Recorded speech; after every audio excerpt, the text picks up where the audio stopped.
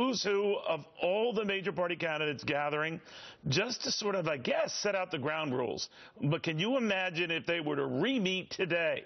CPAC Chairman Matt Schlapp was among those at this RNC meeting. He joins us right now. Matt, good to have you as always. Spill the beans. What did you talk about? Well, let's face it. We might have a convention the likes of we've not seen for 50 years, certainly not since 1976 when Reagan and Ford went at it. So people want to know, what are the rules? How will this go down? What if no candidate has the minimum number of delegates? Well, what did you decide? I mean, the one argument I've heard from the Trump people is close is good enough. In other words, he might not be at 1237, but the number you need to be the nominee. But if he's got a big enough lead and he has the most, just give it to him. Yeah, that's right. But, I mean, look, Eisenhower, Ford, previous Republican nominees, they've all had to get at least one more vote than 50% of the delegates. So that's out. That is out as a possibility. With the Trump representative there, did he or she agree? There was a representative from all the campaigns there. This wasn't a meeting to make decisions. I'm certainly not involved. I don't work for the RNC. I understand. It was a meeting where people who have concerns could ask their questions and get answers. And here, you know what the answer to that is, Neil? The Rules Committee, they're going to be able to make the rules as they see fit for this convention, but they can't change any rule or make any rule without the entire convention agreeing to those rules changes. So if we get 4, 5, 6 rounds of voting, you could see the rules change going forward, but it'll be the democratic will of the entire convention at that point. When you say the entire convention, who? All the delegates or the... All the delegates. All the delegates. So 2,400 some odd delegates then would have to agree on these rules changes?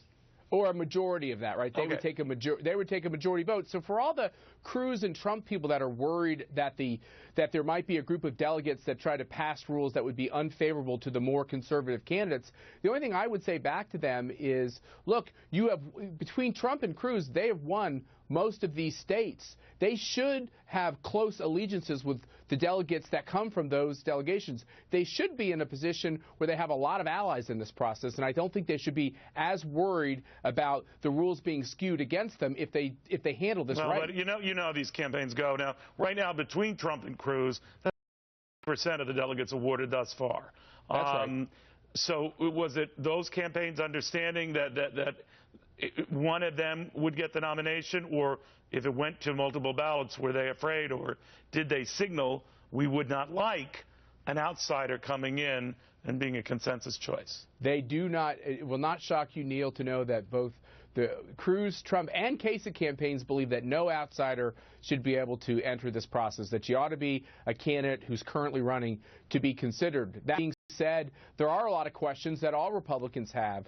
You know, what happens if we go several rounds of voting into this? Usually, what history shows us is that the person who gets the nomination wraps it up in that first vote. What if that doesn't happen in Cleveland? But all bets are off after that, and sometimes when it goes beyond 3 ballots, it generally is an outsider. Not all the time, but many times to whom the party tries to rally. Could you, this is just a gut call on your part as someone who sat in on that meeting, was it your sense that that is a possibility and that the party could get its arms around that, though not happily?